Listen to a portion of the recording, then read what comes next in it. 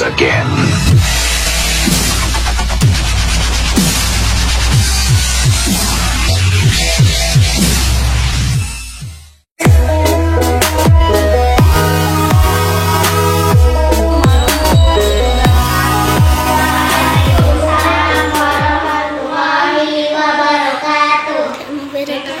Terima kasih kepada adik-adik semua telah hadir pada kegiatan konseling kelompok pada siang hari ini. Nah, sebelum kita melaksanakan kegiatan konseling kelompok kita pada siang hari ini, alangkah baiknya kita berdoa terlebih dahulu. Baiklah, berdoa dimulai. Berdoa selesai. Nah, kakak mau tanya nih sama adik-adik semua, sebelumnya udah pernah belum melaksanakan kegiatan konseling kelompok? Ada yang ingin tahu nggak apa itu konseling kelompok? Ada yang mau tahu ya?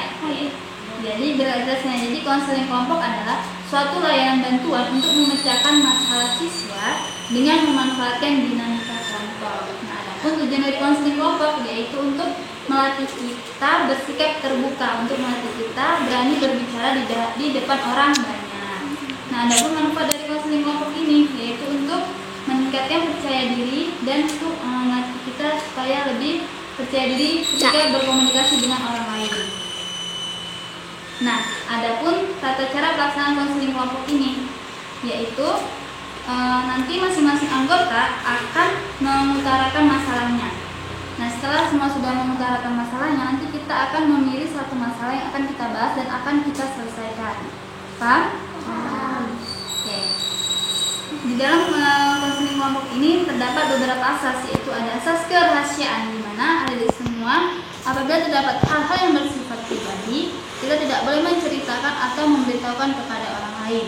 Nah, selanjutnya itu ada asas keterbukaan, di mana ada di semua harus ketika mengutarakan masalahnya harus secara terbuka, tidak ada yang ditutup-tutupi. Selanjutnya ada asas kesukarelaan, di mana ada di semua harus bersukarela mengutarakan masalahnya tanpa ada paksaan dari orang lain.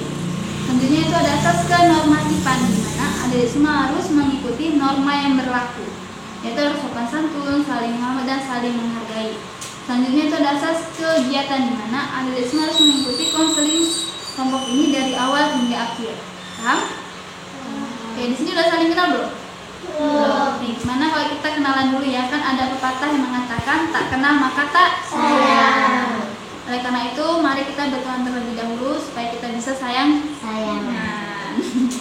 Oke, perkenalkan nama kakak Anissa, Safa, Maina, Eja, Dinda, Sintia. Oke, udah saling kenal kan? Gimana kalau kita main permainan? Yaitu permainannya sambung nama. Nanti misalnya nama kakak Anissa, namanya tadi Safa.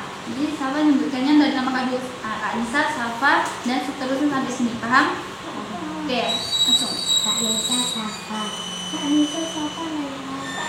Kak Anissa, Safa, Naila, Neja. Kak Anissa, Safa, Naila, Neja, Dinda. Kak Anissa, Safa, Naila, Neja, Dinda, Sintia. Oke, udah saling kenal kan?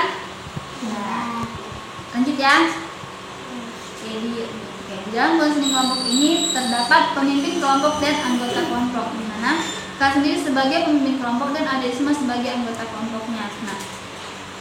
Nah, sebelum kita lanjut, udah siap belum melaksanakan konseling kelompok ini? Nah, dalam konseling kelompok ini kita akan bahas mengenai masalah belajar. Nah, dari kamu, apa masalah belajar kamu? Ngantuk pas belajar. Mengantuk saat belajar. Terus ini Tidak bisa membagi waktu antara belajar dan bermain. tidak bisa membagi waktu antara belajar dan bermain. Terus ini Susah memahami rumus matematika. susah memahami rumus matematika. Kurang mengerti apa yang disampaikan oleh guru. Kurang mengerti apa yang disampaikan oleh guru. Malas belajar. Malas belajar. Ini kalau udah malas belajar berarti semua pelajaran pun ikut malas. Nah, karena kalian semua sudah mengutarakan masalahnya, kira-kira masalah siapa yang mau kita bahas? Masalah siapa? Masalah siapa yang bahas? Masalah Neja. Itu malas belajar. Kira-kira apa sih yang buat kita jadi malas belajar itu apa coba penyebabnya? Sering main HP. Ya, sering main HP. Terus Terlalu banyak PR. terlalu banyak PR, Terlalu banyak rumus. terlalu banyak rumus, Tidak paham sama tidak paham sama pelajarannya. Terus terlalu banyak tugas ya. Itu tadi adalah faktor-faktor atau penyebab kita malas belajar. Nah, sebenarnya ada yang tahu nggak apa itu tujuan belajar?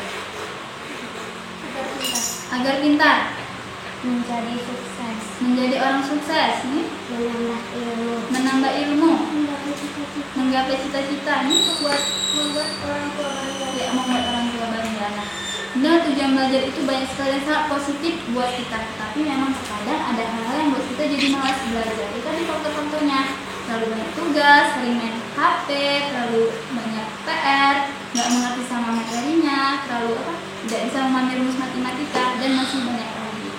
Nah, ada yang tahu nggak apa itu tujuan, apa itu pengertian belajar, definisi belajar? Ada yang tahu kan? Nggak ada yang tahu.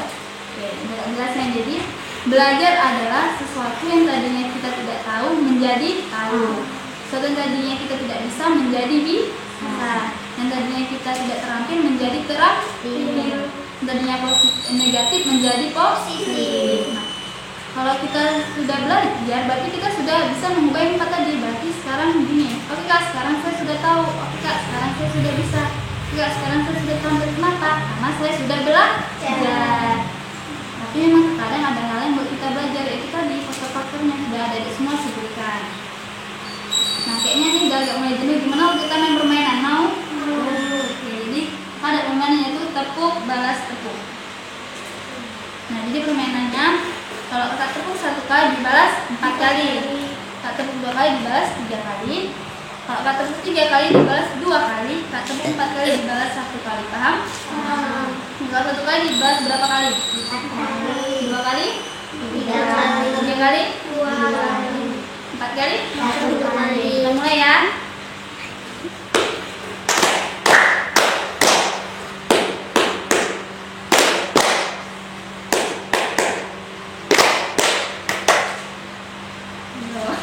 Stop.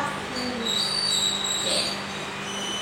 Lanjut nih, udah 3 kali. Ya udah, lanjut lagi, mau main lagi nih. Lanjut lagi ya. Yang kalah nyanyi ya. Udah teman ya. Salah maksudnya. Oke, lanjut ya.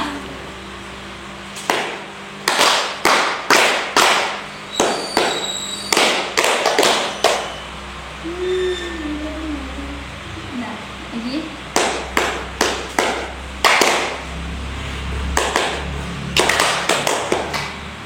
Ayo, ya.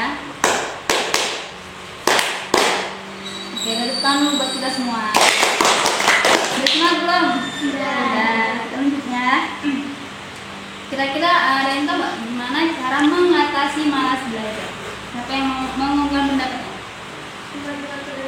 Ya, harus bisa membagi waktu dengan tepat. Jadi kita harus bisa membagi waktu antara belajar dan bermain. Nah, apalagi ya, Menanamkan sikap rajin.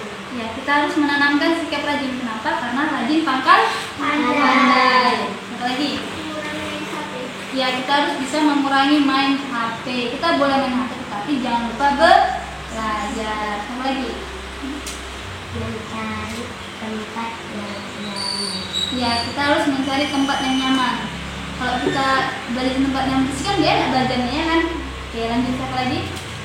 Lebih memfokuskan belajar daripada Ya, lebih memfokuskan belajar dari bermain. Jadi ketika di sekolah guru sedang menerangkan, sedang menjelaskan, kita harus mendengarkan, harus memperhatikannya.